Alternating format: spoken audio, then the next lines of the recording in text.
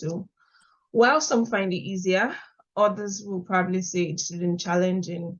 And today we have an esteemed guest with us, a friend, a professional HR personnel who have succeeded in building a life for herself and also for her family, Abimbola. Abimbola, can you please introduce yourself? Just let us get to know you better. You are muted. Okay, I can hear you now. Okay. I thought I'll put the mic on just so that you can hear me clearly now. Okay, my name is Abimbola. I relocated to Canada with my husband 4 years ago. I was pregnant when I arrived. Yeah, we're still here. It's getting better. Like, what can I say? Yeah, so we're still here. We give glory to God and all that. So I currently work in HR, amongst other things. Yeah. Tell us what your amongst other things are. Okay, so foremost, I'm also an insurance and investment advisor, HR person. I have so I have 2 books out, one on career, one on fellowship with God. And so they are available on Amazon, and other products are available on Amazon. So yeah. Okay. So what was your experience like? Where did you move from? You moved probably from Nigeria to Canada. How did you go through the process? What made you move? That's the first question. Okay. Me? Yeah. I did not move from Nigeria. Okay. I moved from England to Canada. So I was in England for 3 years, studying and trying to like change my career essentially of whatnot. So I moved from England to Canada. And why did I move? It was just like a decision between my husband and I to come to Canada. Like, we have family here that were just encouraging us to come over, or just to come and see for ourselves. Like, there's no harm in trying and all of that. So, we had friends as well in England that were doing the same process that encouraged us really. And as we started the process, everything just started clicking. And then that's how we know that, okay, I think this is like God is involved in this, and maybe we should take this more seriously than just casually to say, yeah, we'll just do it and see how it goes. So yeah, I hope I've answered your question. Yes, you kind of you mentioned something which I'm going to talk about. But before I talk about that, I have a co-host here, Debola, who I want to ask a question before I go into all the others. Yeah. Okay.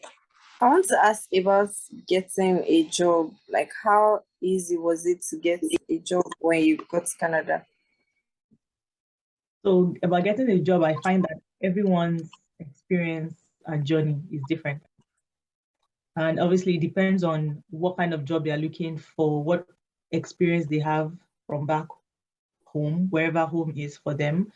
And yeah, everybody's journey is just so different. So I'll also be able to share my husband's experience in this case. So he has been working, like, he made a career in recruitment, and before he came to Canada, he secured a job. So he just gave himself the start date. He chose his own start date and started working. Like, I think he started working like 2 weeks after we landed. But I came in, so I was also applying for jobs before I came in. And I did not really get anything until I arrived. I went for an interview like a week after I arrived, kind of, or was it that same week? Went for an interview, and I was just like on the lookout for what can I do? What's the first thing to start? Because it's common to hear of, yes, the Canadian experience. So that was what I was looking for. I was just trying to get my foot in the door. And within 3 weeks of arriving, I started a job. Right? It was a job to get a Canadian experience. So what I did not mention is that I was 7 months pregnant when I arrived. So that's why I said I came with my husband. So now I knew that maternity leave in Canada is at least 12 months. I did not want to arrive, relax, have a baby, wait 1 year before I get into the job market. So I just wanted to do what I could do as quickly as possible, and then so that I won't waste too much time, right? So that's what I did. So 3 months after I started a job, and I think I was on that job for about 10 months before I went on mat leave. And so I was still on that job all the time, all the while I was in maternity leave, and I kept on applying for other jobs as well. So they always say that getting a job in Canada is like a full-time job itself, because you can't stop applying. And in Canada, they don't, like, they are very, should I say, they take their time. That's how I say. So if you want something to happen for you like this, you better start early. You get. So yeah, in most cases, so they take their time. So I was just like my hands in applying from the beginning until I got what kind of job I was looking for at the end of the day. So yeah, I think it was pretty quick, pretty easy for me, because I wasn't dead on looking for a job in my field. I was just looking for that Canadian experience. Yeah. And yeah, it was within 3 weeks. So would you not advise that, depending on the kind of the area that the person is looking for, or one is looking for, one could actually just at least get the foot in the door first, if it's difficult? Definitely. So obviously, like, there will be different levels to get to where you want to get to, and I want to explain further. So let's say, so there would be, let's say you want a job as a HR manager or whatever. There would be jobs that are similar to HR, that are not too far off from that you can start with, even if they don't pay the As amount much as you want. So the first thing is to know exactly where you want to be, right? Know what your qualifications are, what do they qualify you to do, and that's what your focus should be on. So you will be in the area of the work you want to do. Keep getting experience in that field. It doesn't matter, who knows, like, depending on how you perform on the job, other people will see that, okay, this person is much more than this position they are currently in. And then you can move up from there, really, because you have your experience, you have your education as well to back it up, and your work ethics, right? So yeah, that's what can help. I was going to ask a question. So you mentioned that you had this, you lived in England for like 3 years. Yeah. So how would you compare, if you're supposed to compare the experience in England and that of Canada, what would you say about the two? Is it easier? I would have imagined that you moved from wherever you call home before then to England, and then England. Was it easier to move from Nigeria to England, or do you think it's easier to Canada? What was your experience with the process in itself, relocation process? Okay, so my move in 2 cases are for different reasons, right? Okay. From Nigeria to England for studies, and I moved to Canada as a permanent resident, right? Okay. So I don't know, there are 2 different things. Like, I can't really compare like the process and all of that. But for England, it was pretty straightforward, right? To like just apply, study, and all of that. But Canada was also straightforward, only that it took more time to process and all the other requirements, medicals, and all of that. Yeah, so they're both pretty straightforward. Okay. Abimbola. Okay, my question is still about the workplace. Did you like experience any kind of discrimination in your workplace? Because there are I've heard of stories where people relocate to other countries and then they don't like get good jobs compared to the jobs, like as an immigrant, they don't like get good jobs compared to the people that are actually in the country. I did not experience that, thankfully. In my experience in Canada, it was just about, can you do the job, right? In my own experience, like, I didn't experience any kind of discrimination, and I don't know. I don't want to judge anyone that's experiencing discrimination, but it could be for different factors: the environment, the people themselves, right? Like, how do you present yourself and all of that? Like, So like the jobs I've done before now did not necessarily require a degree to do them, right? So you could say I was underpaid or whatever, but it was, for me, they were like steps to get to where I want to get to. So I knew that that was not my peak, but that was the best that I got at the time. So I was just doing my job as best as I can. If you discriminate against me, I did not experience anything like that. But if that was the case, then I knew that that was not my stepping, like my bus stop, right? And I kept on looking. So the hope of getting something better, getting like a more suitable position, just kept me going. Like I didn't even pay attention to anything like discrimination. I know people have experienced that. Probably depends on the people they work with, like where those people are from, like the exposure of those people as well. The people that are being discriminatory against other people, right? Yeah, and the environment too. So I would say that if you work in an organization where they prioritize mutual respect, so the person that wants to be discriminatory against somebody would definitely not even be bold about it because the organization does not accept such. I think I've been fortunate to work in such environments, right? And if there was a boss that was discriminatory, like in a large organization, like I did not know it, I was just doing my own thing because I knew what I wanted to be at the end of the job. So I'm flashing back to my first job now. It was my foot in the door. I didn't just want to stay. I was just doing my work.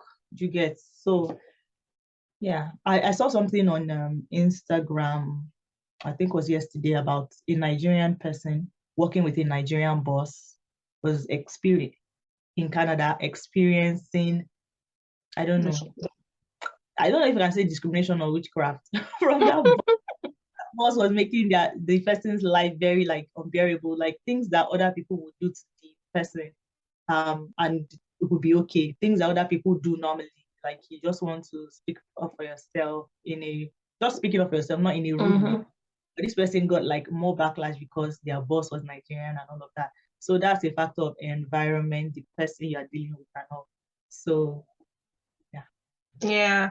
I was going to, I didn't want to make it about that particular post. I didn't see that post, but from what she said, I would imagine just because I think people experience in different places as regards they're coming from the same background or the same culture, and probably the person is expecting that because you're from the same culture as I am, you'll be shocked that if it was another person that actually not from Nigeria that did what that same Nigerian person, there won't be a backlash because he understands that the person doesn't understand. But because it feels like they're from the same culture, then you should probably act like you're back home, that kind of thing.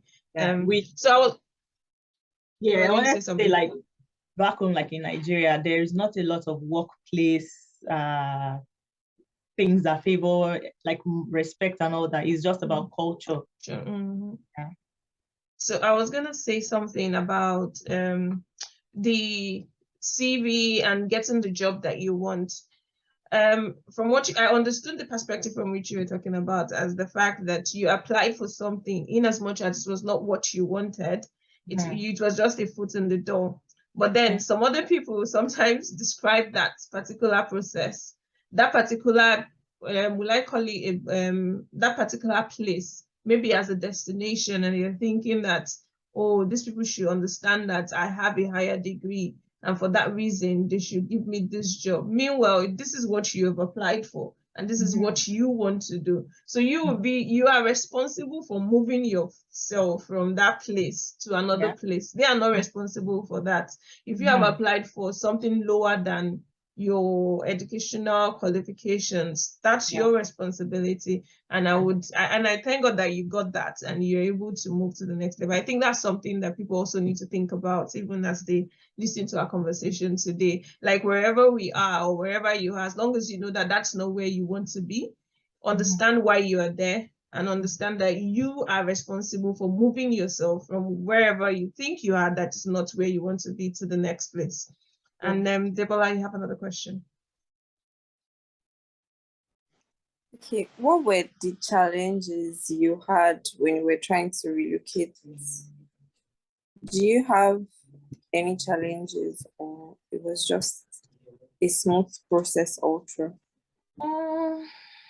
Challenges. Okay, so the first challenge, like in the beginning, was understanding the process or understanding what was required of me. Because initially I was submitting my profiles, but they were not eligible.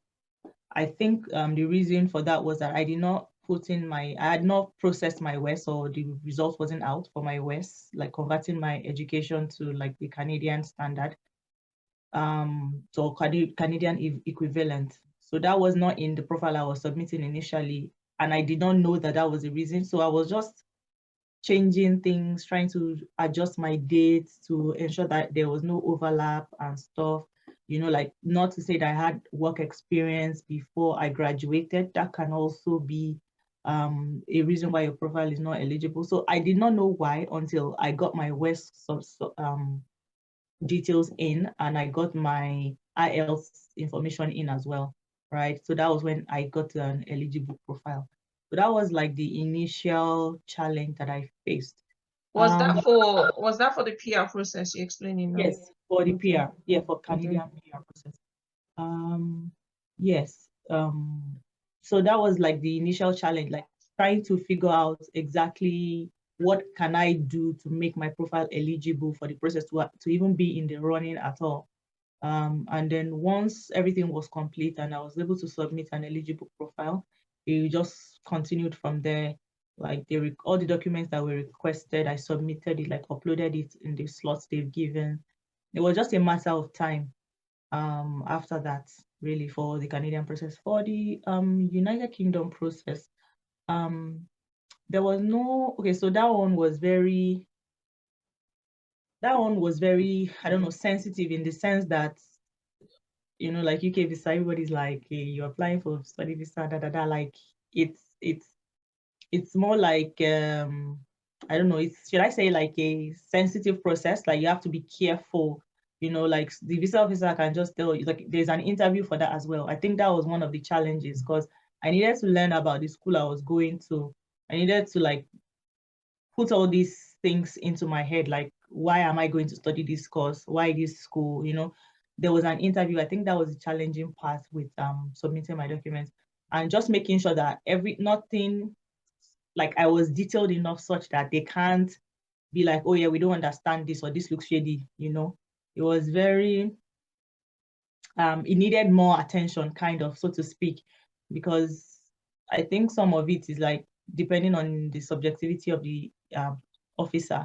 So I had to like present myself properly as well in the interview, not get nervous, be able to articulate exactly why I'm going there, like how does it relate to the job I was on, because I was working before I went for my master's, and all of that, just to make sure that I present myself in a way that they don't find me like, oh yeah, we don't think you're being genuine and therefore we deny you the visa, you know. That was the challenging part about the UK visa for me. Okay. When it comes to applying for jobs in Canada, what did you find challenging? I know that it was kind of a bit easier for you because you started from low and then moved and worked your way up and everything. But in preparing your CV till the time you got your first job, your interview, and also the time you finally got what you actually wanted, what was the difficulties that you faced at different points? Okay. So I'm making it sound, I may be making it sound easy. Because I've passed it. But then because I've passed it, but I know that one major challenge that people face is presentation. Being able to express oneself properly at an interview, such that they know that you can do the job. So now I'm imagining someone that is going for like a role that they were doing in Nigeria or wherever they've relocated from. For you to come in here and say, like, I can do the same job, you know, like the environment is different, the culture is different, the workplace culture is also different. So you have to be very adaptable, if I can say, right? You need, okay, so anyone that wants to be like accepted, like in the workplace easily like that, You need to be adaptable, show that you are adaptable, right? Also, familiarize yourself with the culture to a large extent, all right? So I know that, okay, maybe because of my living in England experience, I know that people like to petty talk. Me, I'm not much of a talker. In Nigeria, I don't like chit chat in the workplace and all of that, unless you're my friend. But here they are not necessarily your friend, but they want to know that you are approachable, you are relatable. So you need to like up your should I say banter? Yeah, up your banter game, right? Like they want to talk about like know a little bit about everything. And if there is a topic they raise that you don't understand, be interested enough.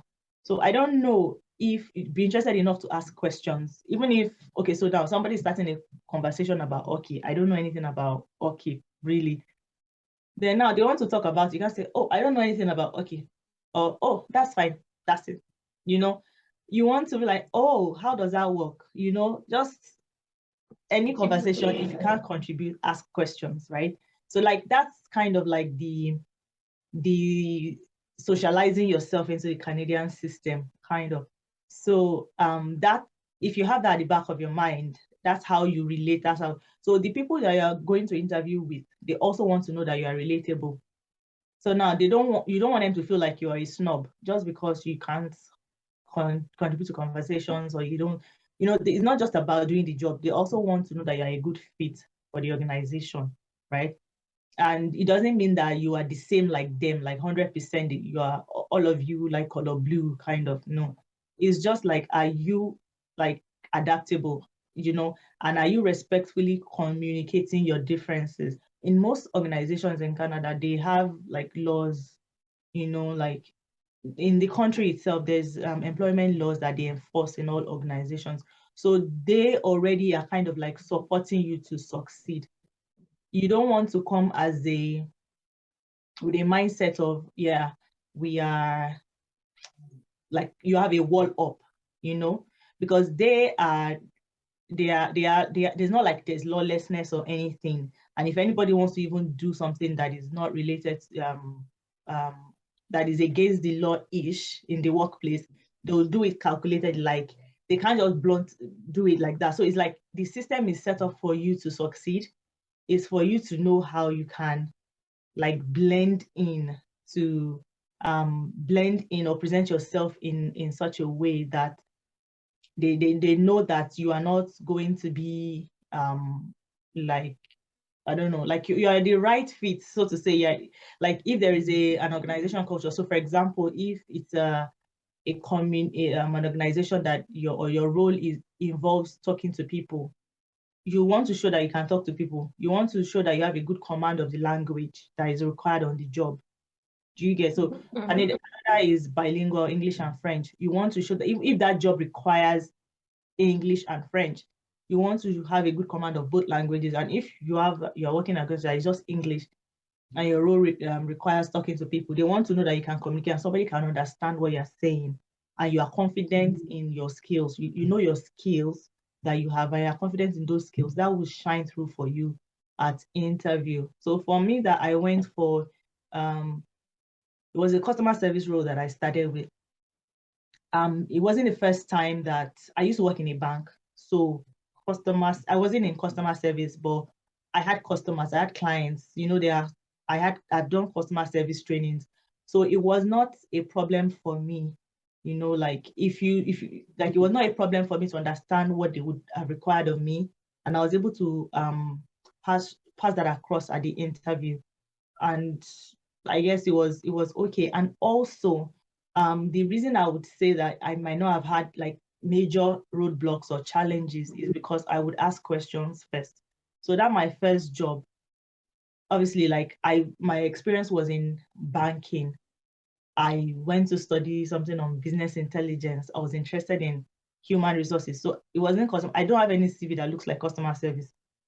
But then I knew somebody that was working in the organization. So I had to like ask that person, okay, let me see your CV so I can then reshape my CV into what they are looking for. Fine. It's not as if I didn't have customer service experience, but it was not like the core of my experience.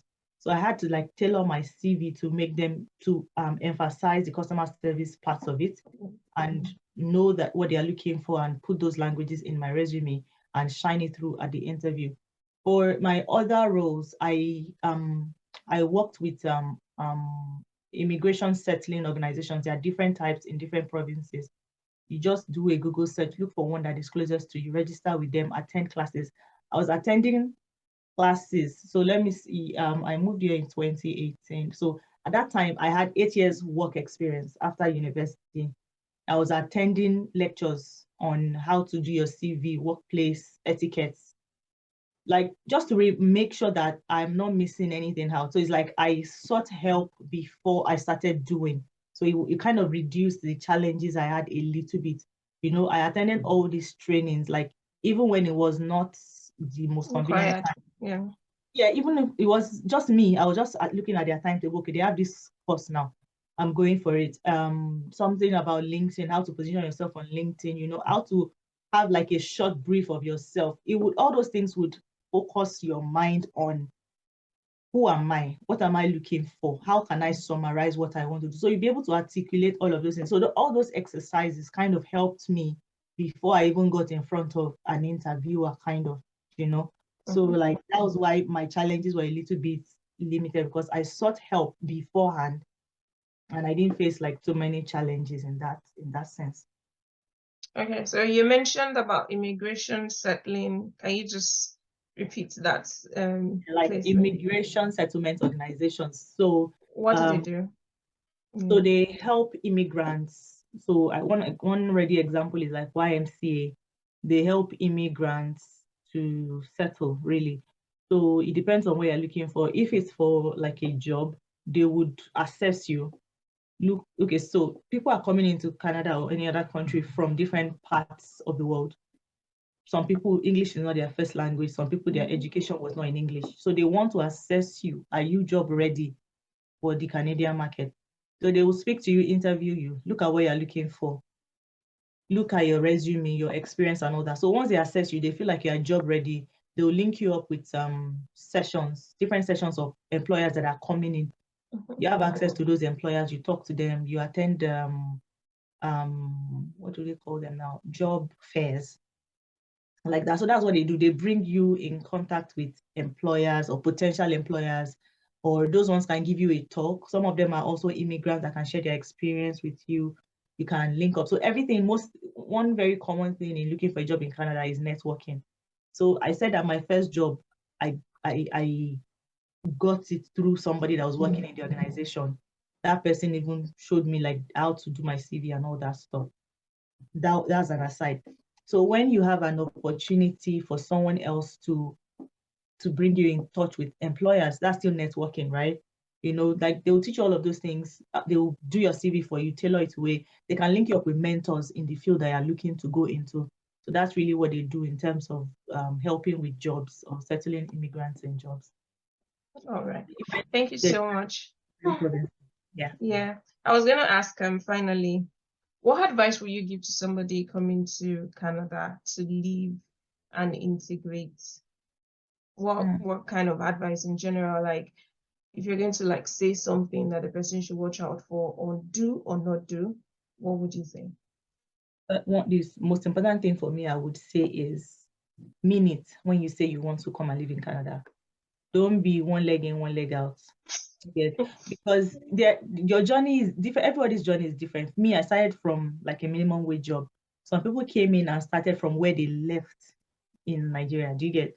So it's not like when you now meet small challenge, you'll be like, oh, this place is not for me, I'm leaving. Mean it. When I came to Canada, I did not have like a plan B. It was either going to work or it would work. I did not know how my journey was going to go, but I knew that I was going to give my best shot.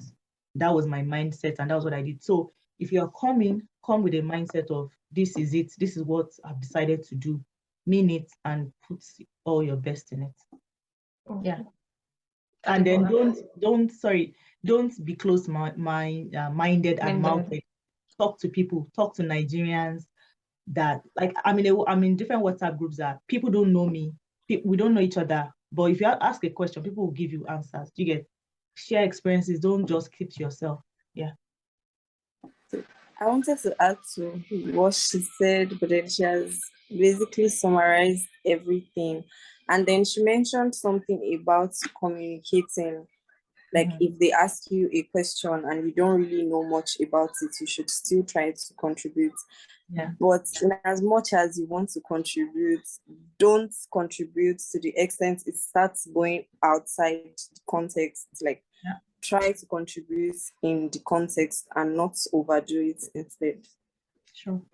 Yeah, thank you so much, Abimbola. We will stop here for this episode, and then we will come again with another session on immigration to Canada. I think this is one thing that we are actually looking at, and we are looking at different countries, but we are looking at Canada at the moment. And I hope that as you have listened to this conversation, tell us what you think.